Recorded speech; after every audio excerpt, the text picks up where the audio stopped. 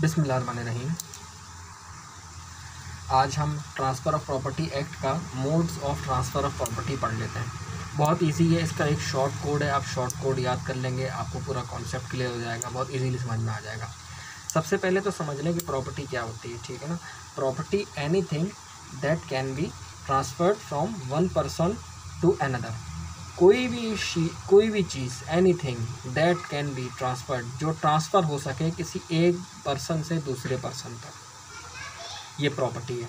अब प्रॉपर्टी की जो है ना दो किस्में होती हैं, एक होती है टेंजिबल प्रॉपर्टी, एक होती है इनटेंजिबल। अब ये क्या होता है, देखिए टेंजिबल वो चीज़ होती है जो टचेबल हो, और इनटेंजिबल वो चीज़ होती है जो अनटचेबल हो, यानी इंटेलेक्चुअल। फॉर एग्जांपल जैसे कि कॉपीराइट्स वगैरह होते हैं, या और गुडविल वगैरह होती है, ठीक है ना।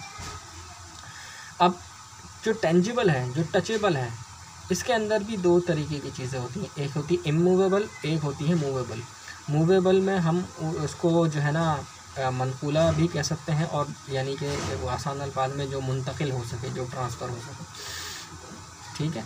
और इमूवेबल प्रॉपर्टी के बारे में हम यहाँ डिस्कस करेंगे। ट्रांसफ़र ऑफ प्रॉपर्टी एक्ट जो है वो इमूवेबल टेंजिबल प्रॉपर्टी को डिस्कस करता है। बिस्मिल्लाहिर्रहमानिर्रहीम। अब देखें ट्रांसफ़र भी समझ लेते हैं। देखें ट्रांसफ़र भी जो होता है ना किसी प्रॉपर्टी का, जो हम अभी इमूवेबल प्रॉपर्टी के ट्रांसफ़र ऑफ प्रॉपर्टी को जो हम पढ़ रहे हैं, ये दो तरीक़े का होता है। एक होती है वॉलंटियर, मतलब एक बंदा मिसाल के तौर पर एक प्रॉपर्टी बेच रहा है, दूसरा ख़रीद रहा है। अब ये जो ट्रांसफ़र वो करा रहे हैं वो अपनी विल से, अपनी मर्ज़ी से करा रहे हैं, तो ये जो ट्रांसफ़र होगा ये वॉलंटियर होगा। एक होता है इनवॉलंटियर ट्रांसफ़र। वो इनवॉलंटियर ट्रांसफ़र होता है ऑपरेशन ऑफ लॉ से। इसकी इजी एग्जांपल ये है कि फॉर एग्जांपल एक बंदे की प्रॉपर्टी है, ठीक है, और उस बंदे की डेथ हो जाती है, तो अब उस बंदे की जो प्रॉपर्टी, उसके लीगल हेयर्स को, कानूनी वरसा को जो ट्रांसफ़र होगी, ये बाय ऑपरेशन ऑफ लॉ होगी। अभी इस बंदे की मर्जी से तो नहीं हो रहा, ज़ाहिर है वो तो मर चुका है, अभी इनवॉलंटियर ट्रांसफ़र है, ठीक है जी। अब ये देखें, ये जो है ना ट्रांसफ़र ऑफ प्रॉपर्टी के मोड्स क्या क्या हैं। देखें बेसिकली 6 मोड्स हैं, ठीक है। इसका शॉर्ट कोड याद कर लें, SM लेगा, ठीक है। अगर पढ़ेंगे नहीं तो SM लेगा।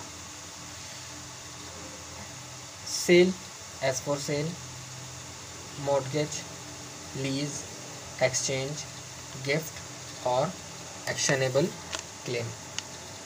अब ये है क्या चीज़, देखें सबसे पहले सेल तो आपको पता है कि क्या है, it is the most common mode of transfer of property, ठीक है ना। सबसे ज़्यादा यूज़ होने वाला ये मोड है ट्रांसफ़र ऑफ प्रॉपर्टी में। अब ये सेल बेसिकली क्या है, देखें सेल बेसिकली है, sale is the transfer of ownership in exchange for a price paid और प्रॉमिस टू बी पेड। यानी कि सेल में ओनरशिप ट्रांसफ़र होती है किस चीज़ के एक्सचेंज में, प्राइस के एक्सचेंज में। चाहे वो आपने प्राइस फुल्ली पे की हो, चाहे वो पार्शली पे की हो, चाहे वो प्रॉमिस टू बी पेड हो, यानी कि आपने उसका वादा किया हो, लेकिन अगर आपने उस एग्रीमेंट को एग्जीक्यूट कर दिया तो वो सेल हो जाएगी, सेल डीड हो जाएगी, ट्रांसफ़र हो जाएगी, ठीक है। अब देखें मॉर्गेज क्या होता है। Mortgage is the transferring immovable property, ठीक है ना, इमूवेबल प्रॉपर्टी की हम बात कर रहे हैं, to other person as a surety against some money.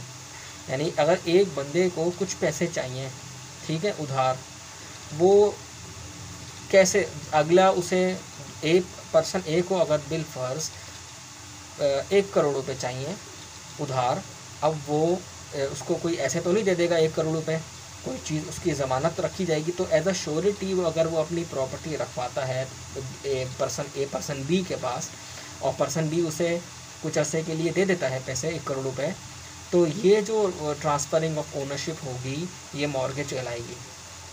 इसे उर्दू में रहन कहते हैं।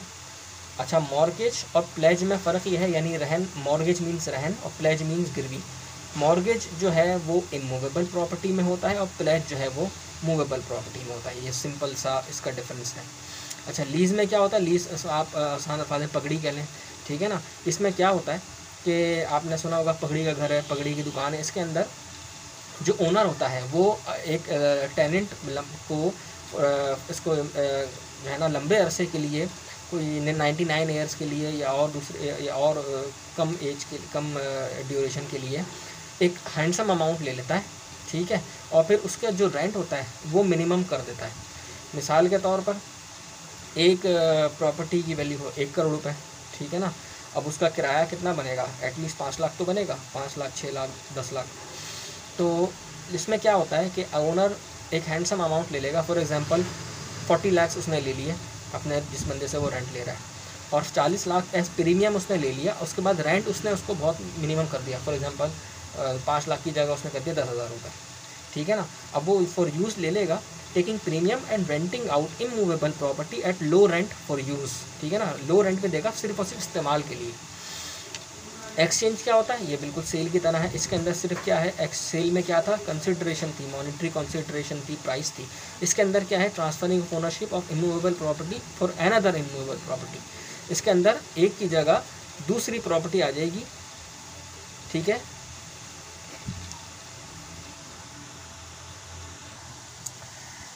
अब देखें गिफ्ट, फिफ्थ टाइप है गिफ्ट। इसको उर्दू में हिबा कहेंगे। Transferring of ownership of immovable property without consideration, ठीक है। इसके अंदर डिफरेंस क्या है, इसके अंदर कोई प्राइस नहीं है, कोई मॉनेटरी कंसिडरेशन नहीं है, ठीक है ना। इसमें जो दे रहा है, गिफ्ट कर रहा है, वो डोनर है, और जो गिफ्ट ले रहा है वो डोनी है। Transferring ownership of immovable property without consideration from donor to donee. Last type है एक्शनेबल क्लेम्स। एक्शनेबल क्लेम्स क्या है, एक्शनेबल क्लेम में जो है ना वो क्लेम ट्रांसफ़र होता है। फॉर एग्जांपल एक बंदा किसी से उधार लेता है, ठीक है, अगर और बैंक से उसने लोन लिया। अब लोन कहता है, बैंक कहता है कि हम आपको लोन क्यों दें, तो वो कहता है कि मेरी जो है ना इंश्योरेंस पॉलिसी है, ठीक है, अगर मुझे कुछ हो जाए तो आप इंश्योरेंस कंपनी से इंश्योरेंस पॉलिसी आप उसको क्लेम कर लेना, ये पैसे वो पैसे आप रख लेना, तो इस तरीके से आप बैंक का नुकसान नहीं होगा। तो इस तरीके से जब ये एक्शनेबल क्लेम की जो ट्रांसफ़र होता है, ये होता है sixth mode of transfer of property, ठीक है। इसको सम अप कर लें, इसका शॉर्ट कोड याद कर लें, एसएम लेगा, एसएम लेगा। 6 वर्ड्स हैं, S for sale, M for mortgage, L for lease, E for exchange, gift, actionable claim, ठीक है ना। और इसको अगर आपको ज़रूरत लगे तो एक दफ़ा वीडियो को और देख लें, रिपीट कर लें, आपको याद हो जाएगा। वीडियो पसंद आई हो तो लाइक करके चैनल को सब्सक्राइब कर लें, ठीक है। Thank you.